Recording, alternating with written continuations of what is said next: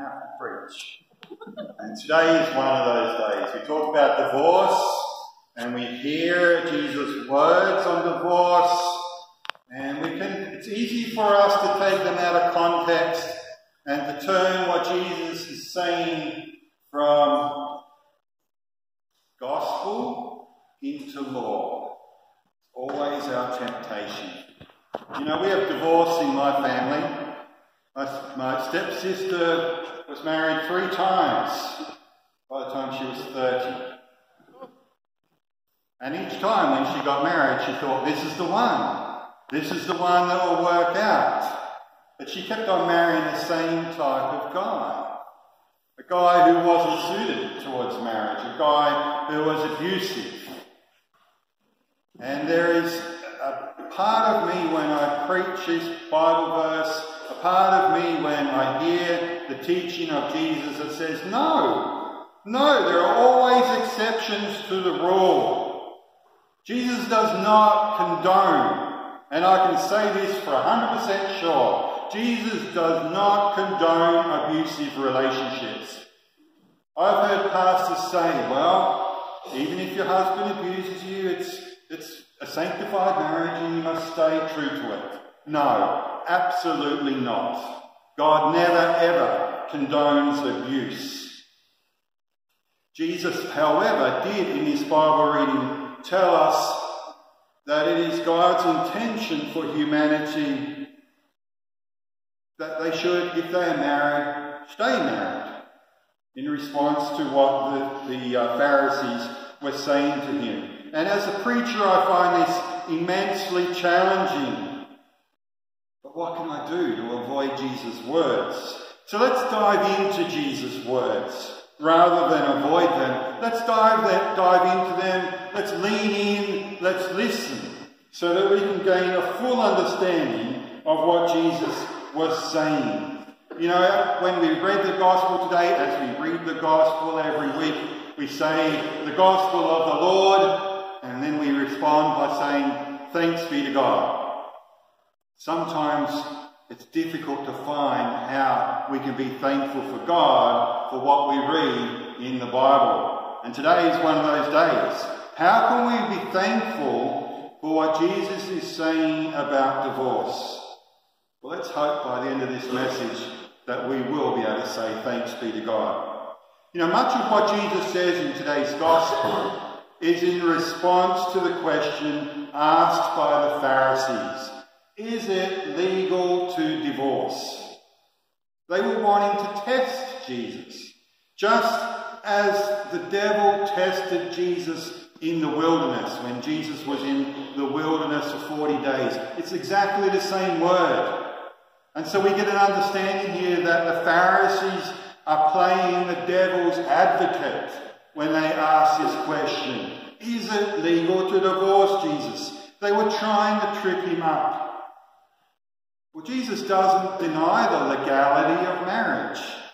He said that it was a concession in the law of Moses for those who are weak. Jesus says, of course, you're allowed to divorce according to the law of Moses, but that's not the way that God intended it in the beginning. And then Jesus goes on to talk about the story of creation and how God created 2 people to be companions for each other. And these people were complete when their trust was in God. When Adam saw the woman created from him, he cried out, at last, bone of my bone and flesh of my flesh.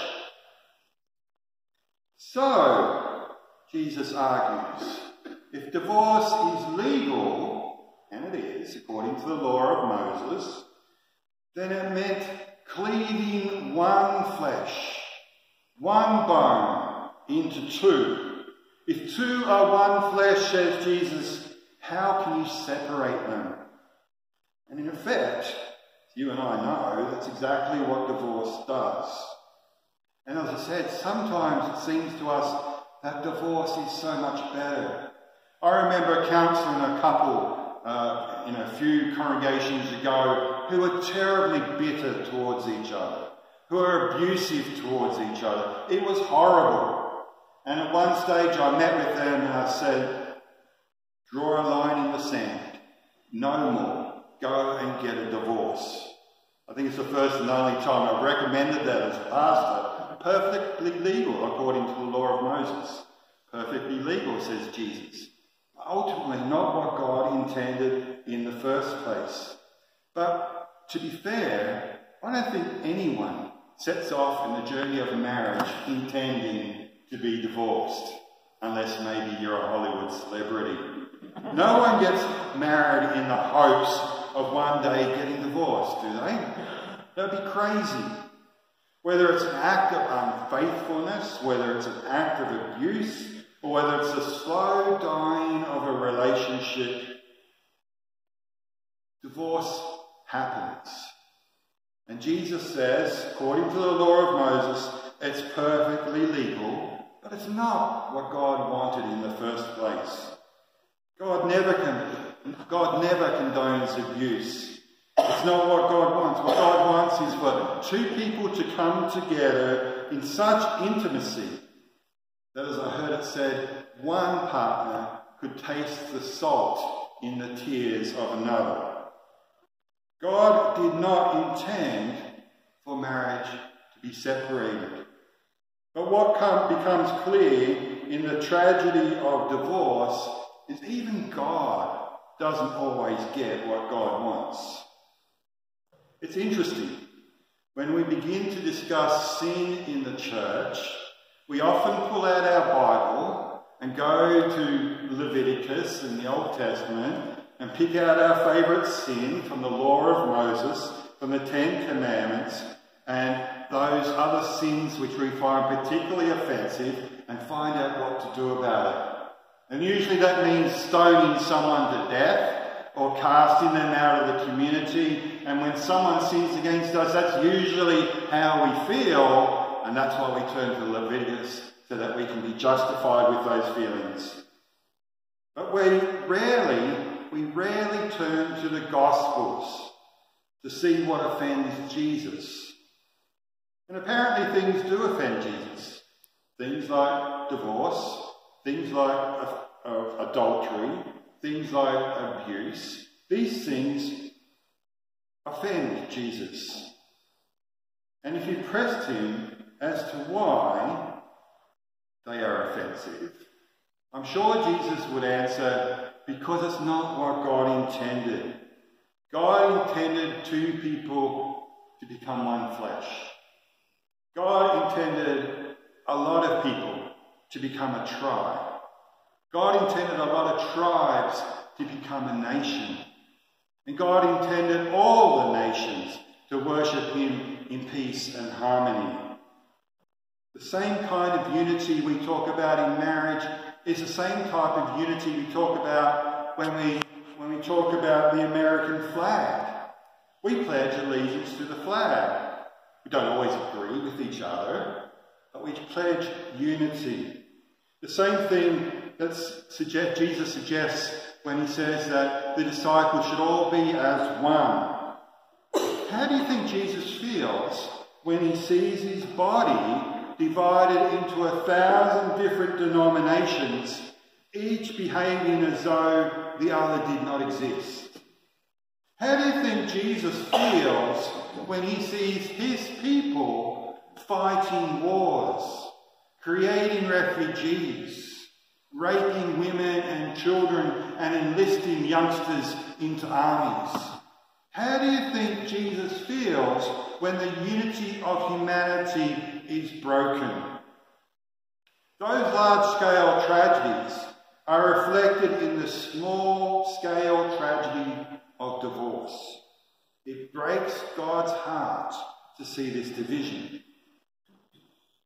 Well, when we turn to the pages of the Gospel of John, we get a better understanding of how Jesus feels.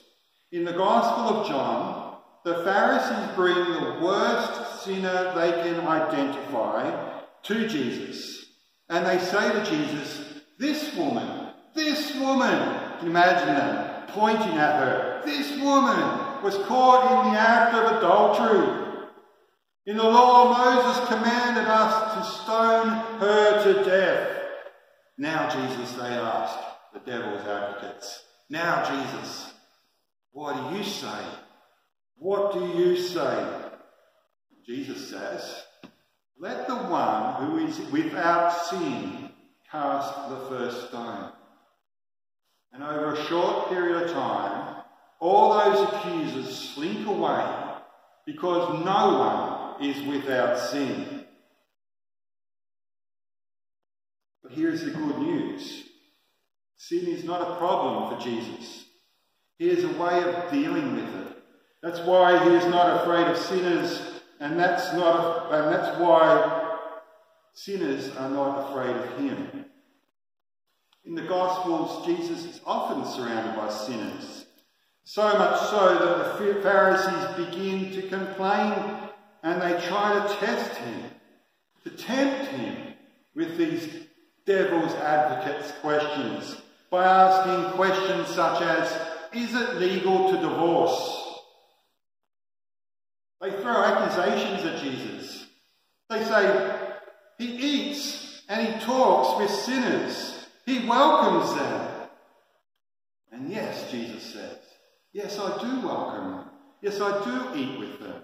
Yes, I do embrace them. So much so that means that even if we are divorced, even if we are remarried, even if we are like that accused woman and we are an adulterer, Jesus would set a table before us and invite us to eat with him. Now that is the gospel of our Lord Jesus Christ. Thanks be to God. It's not that Jesus doesn't take sin seriously. He does.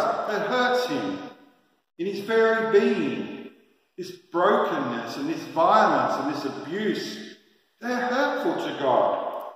But when the Pharisees set before him the most blatant sinner they can find, an adulterer, Jesus chooses to respond with compassion rather than condemnation. He asks the woman, has no one condemned you? She answers, no one, sir. And Jesus says, neither do I condemn you. You know, broken relationships, they are a tragedy. And we've all experienced them in our lives. We all know the terrible pain that people go through when a relationship is broken. But like Jesus, when we're confronted with a broken relationship, or maybe even when we're in a broken relationship, like Jesus, we don't look for someone to condemn. We don't look for someone to blame. Rather, like Jesus, we look to heal, to build up, to restore dignity and to offer fresh hope and to include back into the community and to welcome once again with a new life, a life of hope and love. In this gospel reading, Jesus welcomes the little children, the powerless little ones, the ones without a voice in society, the ones who are hopefully not even seen, let alone heard. He welcomes them. He blesses them. That's right. Jesus gives these little children hope. And it's not a coincidence. It's not a coincidence that this story of Jesus welcoming the little children sits right alongside the story of divorce. It's not a coincidence that in the discussion of marriage and remarriage, Jesus then blesses the little children, the powerless ones, the weak ones. So in the end, for me, this passage isn't so hard to preach after all. It's difficult to be sure, because it's no fun talking honestly about broken relationships.